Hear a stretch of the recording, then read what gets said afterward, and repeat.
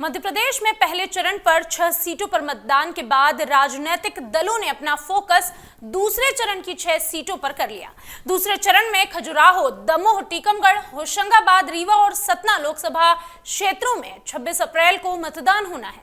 इन 6 सीटों में से 5 पर सीधा सीधा भाजपा का और कांग्रेस के बीच मुकाबला है, लेकिन खजुराहो में इंडी गठबंधन की प्रत्याशी का नामांकन रद्द होने के बाद बीजेपी के सामने कोई भी मुख्य पार्टी नहीं है। सतना में नारायण त्रिपाठी ने मुकाबले को त्रिकोणीय बना दिया है। सतना लोकसभा सीट पर मुकाबला दिलचस्प हो गया है। यहां पर भाजपा ने सांसद गणेश सिंह को अपना प्रत्याशी बनाया तो कांग्रेस ने विधायक सिद्धार्थ कुशवाहा को मैदान में उतार दिया। बसपा से पूर्व विधायक नारायण त्रिपाठी मैदान में है। विधानसभा चुनाव में कुशवाहा ने गणेश सिंह को हराया था, अब फिर दोनों आमने सामने। वहीं पूर्व विधायक नारायण त्रिपाठी को बसपा से एक वोटों का सहारा है और ब्राह्मण वोट जो है वो भी उनको मिल सकते हैं। त्रिपाठी के चुनाव लड़ने और गणेश सिंह के खिलाफ जनता की नाराजगी से भाजपा की मुश्किलें कुछ बढ़ गई हैं। कुर्मी वोट गणेश सिंह और कुशवाहा वोट सिद्धार्थ को मिलेंगे, जिनकी हिस्सेदारी लगभग बराबर है। अब 22% ब्राह्मण वोटर्स हैं जो यहां जीत और हार तय करेंगे।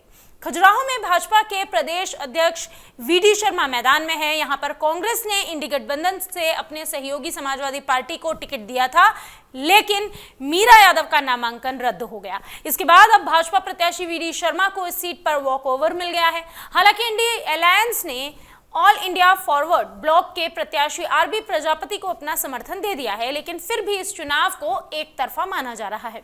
इस सीट पर 1989 से भाजपा का ही दबदबा रहा है। रीवा में जनार्दन मिश्रा को फिर भाजपा ने टिकट दिया। कांग्रेस ने पार्टी के विधायक अभय मिश्रा की पत्नी नीलम मिश्रा को मैदान में उतारा। ये दोनों किसी समय भाजपा के सदस्य हुआ करते थे। इस सीट पर भाजपा मोदी के चेहरे को आगे रखकर चुनाव लड़ रही है। वहीं कांग्रेस को स्थानीय मुद्दों का यहाँ पर सहारा है। जनार्दन तीसरी बार चुनावी मैदान में है, इसलिए उनके खिलाफ थोड़ी नाराजगी है।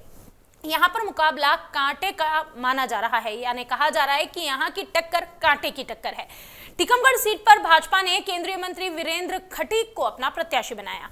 कांग्रेस ने पंकज अहिरवार पर दाव लगाया। वीरेंद्र कुमार 7 बार के सांसद हैं, उनके खिलाफ नाराजगी बताई जा रही है, यानी कि एंटी इनकम्बेंसी का माहौल है, लेकिन मोदी के नाम पर लोग भाजपा को पसंद भी कर रहे हैं। वहीं अहिरवार नए हैं, उनसे लोग अभी परिचित नहीं हैं। यही कांग्रेस के लिए बड़ी चुनौती है। यहां पर अहिरवार वोटर्स की संख्या 5 लाख के करीब है। कांग्रेस यहां पर स्थानीय बनाम बाहरी के मुद्दे पर चुनाव लड़ रही है।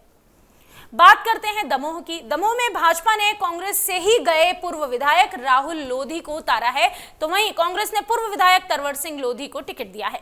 विधानसभा चुनाव में भाजपा ने अच्छा प्रदर्शन किया था। यहां पर लोधी वोटर्स निर्णायक होते हैं। भाजपा को मोदी के चेहरे का और लोधी प्रत्याशी होने का फायदा यहां पर मिलता नजर आ रहा है।